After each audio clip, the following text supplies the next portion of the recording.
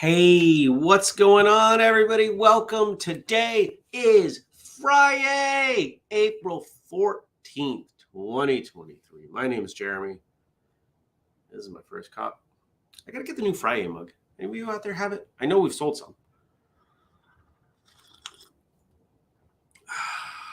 I hope you are well.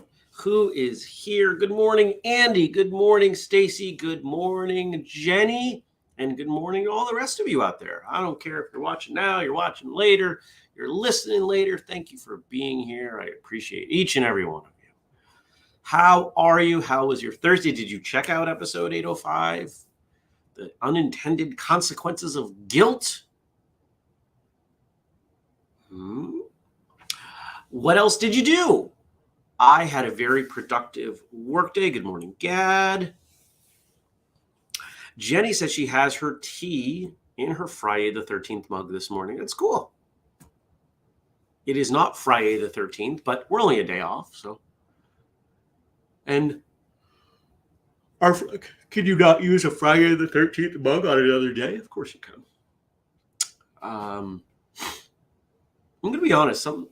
I don't know what changed. Something is off with me this morning. And my working theory is that I have more of an issue with gluten than I realized. Woke up, I was incredibly anxious. My heart was racing as soon as I woke up.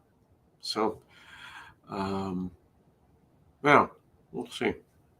We'll see. So if I'm a little off, I actually got up and I went back to bed for an hour, hoping that would just kind of settle it. And it did a bit, but just feeling very anxious.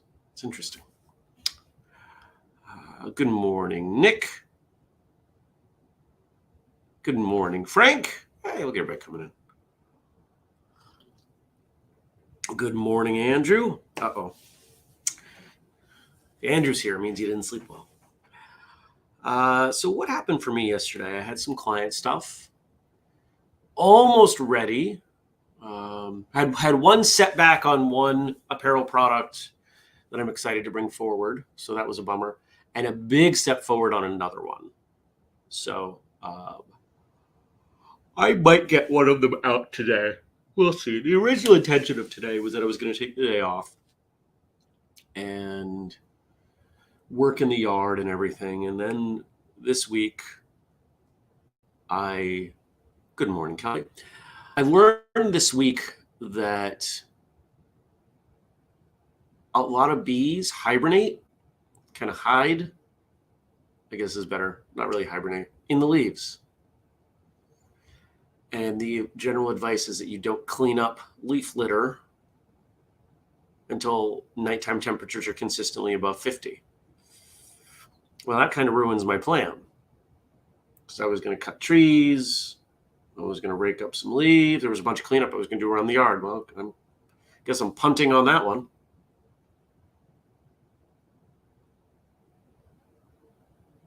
Oh, that's right. Andrew, I forgot for a moment. Remember, I'm still waking up. So I don't know what I'm going to do. I am going to do a little bit of work. There are a couple of things I have to do. This is crooked. That's driving me nuts. That's pretty much the same. I guess we're just going to live with it. Let's do this.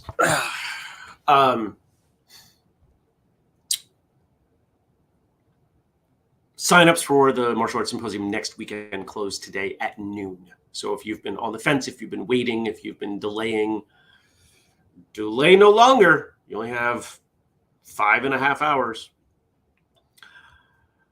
Gad says, had to drive up to Amsterdam yesterday to pick up my work laptop at the office and then headed back home. A 5-hour drive altogether. Pooped is how I felt and probably looked. Ha!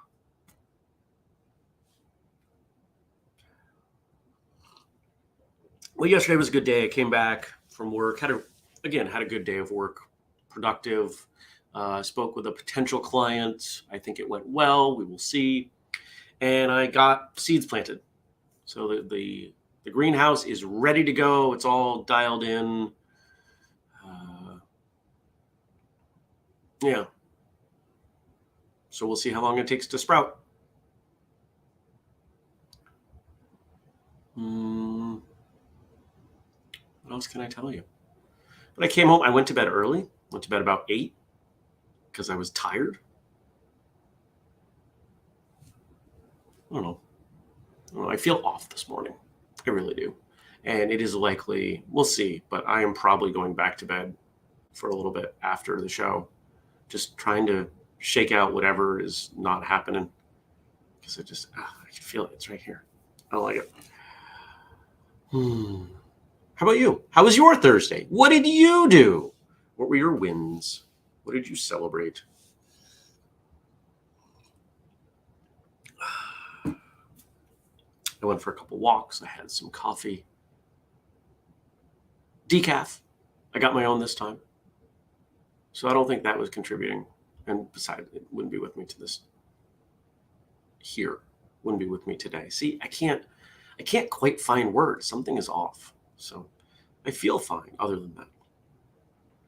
It feels temporary. 80, what did I see? 84 degrees yesterday. It was nuts. I came home, I opened, the heat's on right now because it's 40 degrees. But I had windows and screens open yesterday and it was amazing.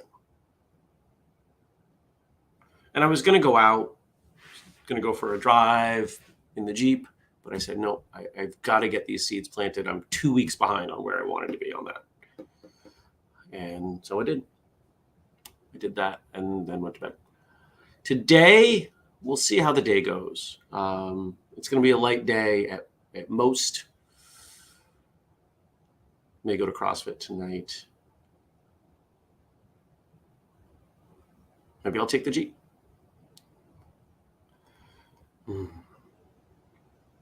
I'm gonna switch to jokes right now because I feel like I'm not speaking coherently, and I apologize for that. Thank you to Frank for sending stuff over, making sure we always have good stuff to talk about. Thank you to Josh for our theme song. Thank you to Denise for the audio. Oh, yesterday, Jenny says Lilith, and she walked around with her bubble mower. Nothing cuter than a happy toddler mowing the sidewalk with bubbles blowing everywhere. That's awesome. I hope you took a picture. I would love to see it. Good morning, Brian. Kelly's asking if I'm going to take the Jeep tomorrow. Probably not. Maybe. I'll have to look at what the weather's going to be for the drive home. So there's a tournament. It's about an hour and a half away from me. I will go. I will referee. And as early as I have to leave, so I have to leave here at 6:30. Definitely not warm enough tomorrow morning for enjoying the Jeep. Because remember, the Jeep is loud and terrible on gas. But on the drive home, if it's nice enough and I can take the half the top off, I may do that.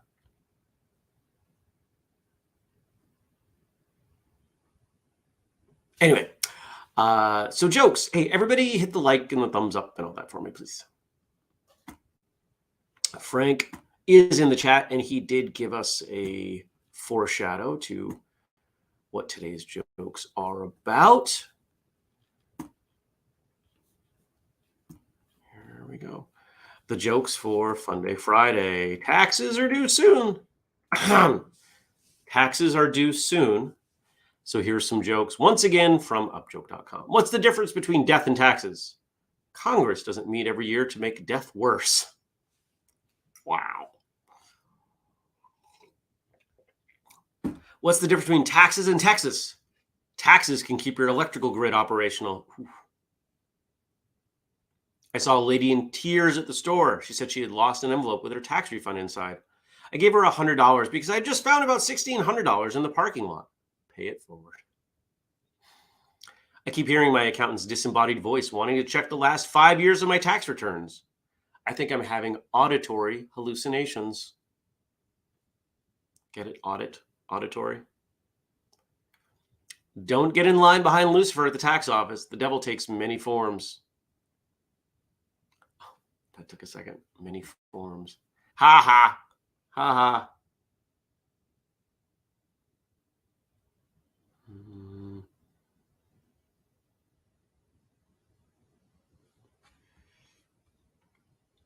Did you hear about the yoga instructor who got sentenced to 5 years for tax evasion? I can do that time standing on my head, he said. The best measure of a man's honesty isn't his income tax return. It's the zero adjust on his bathroom scale. If death could collect taxes, what would it be called? The death toll. A lot of cultures have that, right? Greeks and Romans had that. I had that notion. I've got a great idea for tax evasion. Apparently, if you don't pay your taxes, the government will give you free housing, free food, and a roommate. Every year on April 15th, the IRS pays its taxes to Chuck Norris. I love it. People who cheat on their taxes disgust me. This is not the kind of world I want to raise my 23 dependents in. What did the paranoid clown say to his tax attorney? Find anything funny? What do you call a Sith Lord who doesn't pay his taxes? Darth Evader. Those are good. Those are good. The Chuck Norris one was fun. Taxes, if I remember correctly, are due, to be filed on Monday. Being that I work for a tax accountant, I'm expecting that Monday at our staff meeting, she will ask me to sign.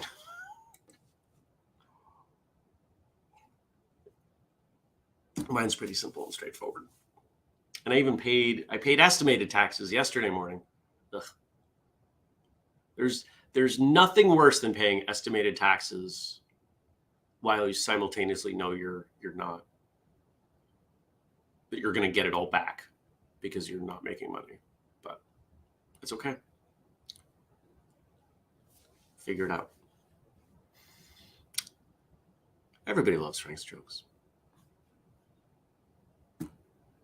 All right, and our conversation topics, our quotes. Oh, Stacy says, unless you live in New England, then it's a day later. This is something I'm unfamiliar with. But does that change the federal filing? I feel like I should know that, but I don't.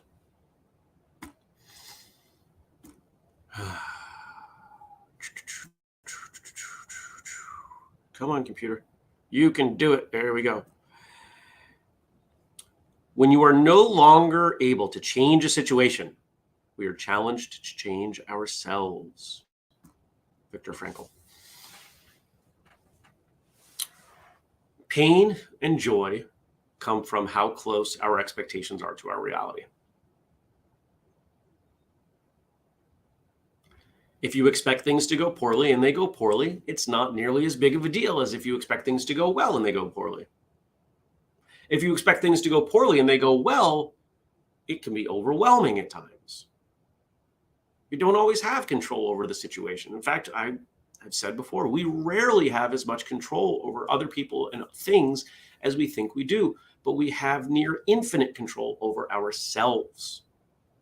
And this is why I spend so much time working on myself, trying to better myself, the things that I can do. It's why you don't see me making big, bold, dismissive statements on social media, attacking people or things, or getting into politics. Because what is the point? I'm not going to change it. Worry about what you can change. It's a far better return on that investment of time. Yeah, Jenny's right. Interest-free loan to the government. Yes, that's what my estimated taxes are at this point.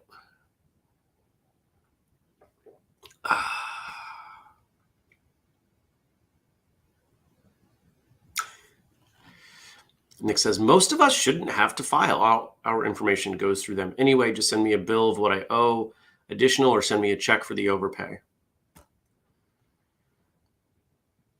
Yep, that would be an effective way to do it. But don't forget that taxes are not written for you and I. The tax code is over 80,000 pages. And very, very little of it has to do with the average consumer, homeowner, 1040 filer, and even small business owner. Most of it has to do with big stuff.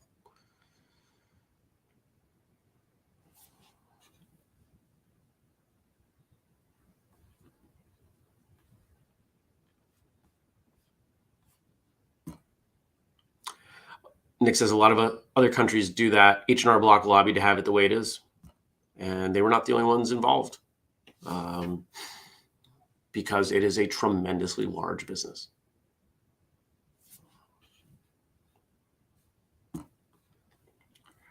Adversity is just change that we haven't adapted ourselves to yet. Amy Mullins. Adversity is just change we haven't adapted ourselves to yet. Yeah. One of the things that I think about when I'm writing programs is how do we condition a certain stimulus over time so people adapt? Adversity is another, I guess, another way of saying an unexpected or a new stimulus. If you want to get stronger, you have to lift more weight. If you want to get faster, you have to run or kick or whatever more at your upper speed limits. If you want to have better endurance, you have to go either harder or longer, depending on what you're trying to condition, right? Adaptation is about novel stimulus conditioned over frequency. It's how the body changes. As we get more used to something, we change. It can be a physical stimulus. It can be an emotional stimulus.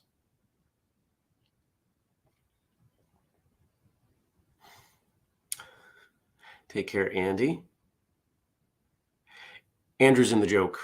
I'm sorry. Andrew's in the chat telling a joke, and I like it. I also like Frank's guess. That's great. Not going to tell you because you gotta be here for the chat once in a while. If you watch on Facebook, then you can see the chat as it goes, I believe. Adversity is just changing. We haven't adapted ourselves to yet. And I think a lot of us avoid adversity. We try to stay in our comfortable place. We ignore the benefits of that novel stimulus. Instead, a lot of us pretend that we're simply going to master where we're at. When I think we all know there's a diminishing rate of return as we keep doing the same thing over and over again. The body is an incredible adaptation machine. We've talked about this before, but here's a great example. Most people talk about simply cutting calories as a way to lose weight. Your body will adapt to almost every level. If it's enough that you don't die, you don't die. There are plenty of people running around out there living on 1,000 or 1,200 calories a day. You can even be overweight at 1,200 calories a day if you get there in the wrong way, because your body adapts. Your body is the most incredible adaptation machine ever imagined. Think of all the things that it adapts to. It can adapt to sunlight. It can adapt to noise. You ever tuned out a noise? Oh, I didn't even notice that. Absolutely incredible what the body can do. Most people talk about moving from a warm to a cold climate or vice versa. Talk about it takes them about 2 years and then they get used to it.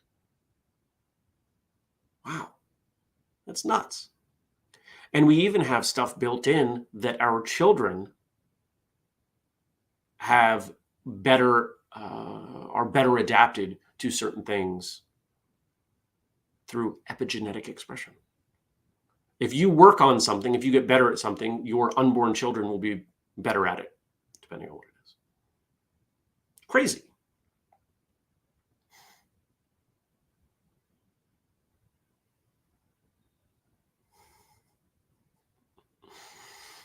The dad jokes are flying around in the chat.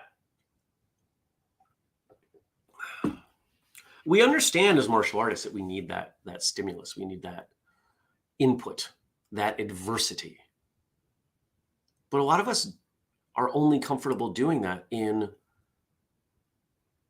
the confines of a class. Try new things, go new places, talk to new people, experience and experiment. That's where growth is. One of my efforts at this point is to always be working on something that makes me a little bit uncomfortable. And I'm doing that. I am a little bit uncomfortable about a lot of things right now. Things involving my finances and friendships and travel and Whistlekick and my consulting and my fitness. And there's more. There's always more. Constantly trying to experiment more and see what the outcome is.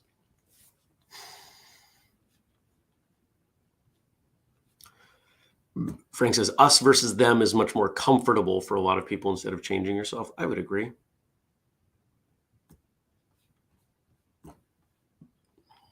People don't like to take responsibility.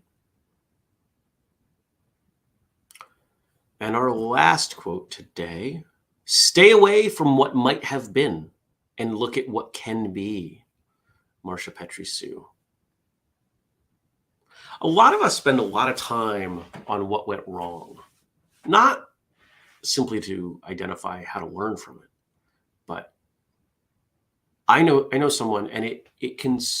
This was someone who used to be very important in my life, and not in a martial arts context. And something happened in his life that it was sad. I wouldn't go so far as to say tragic, but it was sad. It was unfortunate. And he never recovered. No, a decade later, it is still the defining moment in his life. It cost us our friendship. Well, no, it didn't cost us our friendship. Oh, there's a squirrel. But it cost him a lot. And ultimately I pulled back, and maybe that's what cost us our friendship.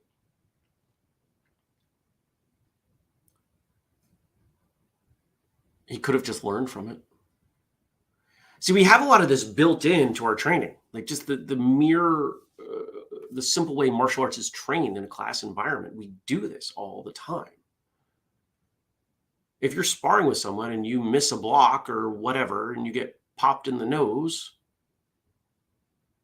do you just stand there and, oh man, while the other person's kicking you? No, you have to shake it off and keep going. That's life. You have to shake it off and keep going. Once you have spent enough time to learn the full extent of the lesson, there is no value, unless you're doing something to reinforce that lesson, in dwelling. Now that's far easier said than done. I am definitely a dweller. And I caught myself last night. I was worrying about a couple things that might come up, things that are incredibly unlikely. And I was taking them really to the extreme. And well, then I'll just tell them. It's like, wait a second, Jeremy, you're not a victim. You don't need to go there. These are things that are incredibly unlikely to happen. Why are you acting like they are happening now? It's silly.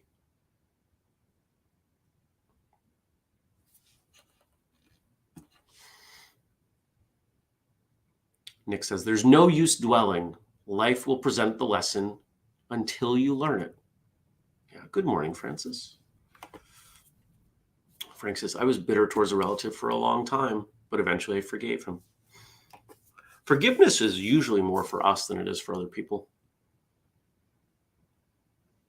Carrying around that energy, it's wasteful.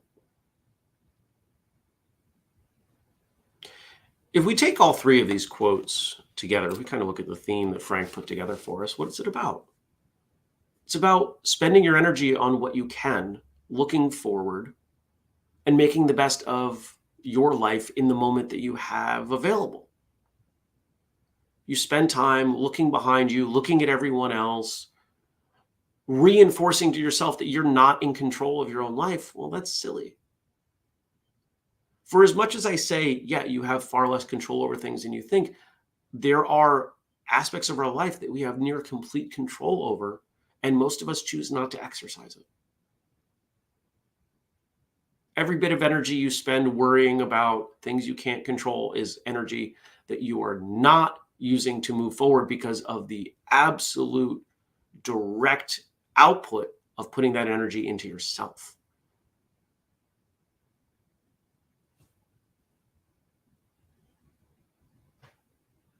It's easy to watch and blame and distance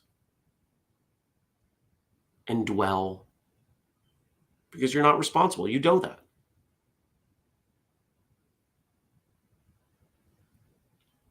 But is that the life you want?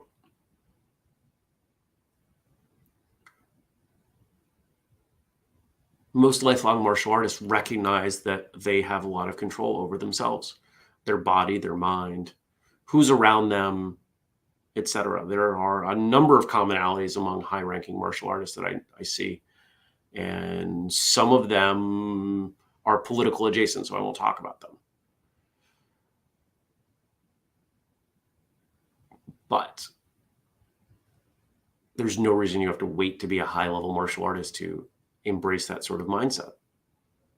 Whether this is your first day or you've been training for 100 years, you still have tremendous say over your life and what goes on around you by determining what you do and how you show up. That's probably the biggest part. How do you show up? How do you show up to class? How do you show up to work? How do you show up in your relationships?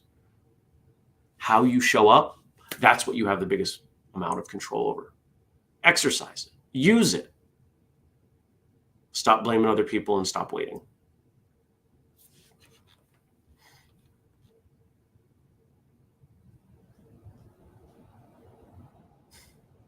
Good morning, Dennis. I hope you have a great day. I hope if you're signing up for the symposium, you do it in the next 5 hours. What else? Hope to see some of you tomorrow at the tournament in Rutland. What else? I hope you have a great day and a great weekend. Thanks for being here. Thanks for bearing with me as my brain is misfiring. I am going to go back to bed for another hour or so and see if that clears it out. Fingers crossed. I appreciate each and every one of you, and I hope to see you back here on Monday. Take care, everybody.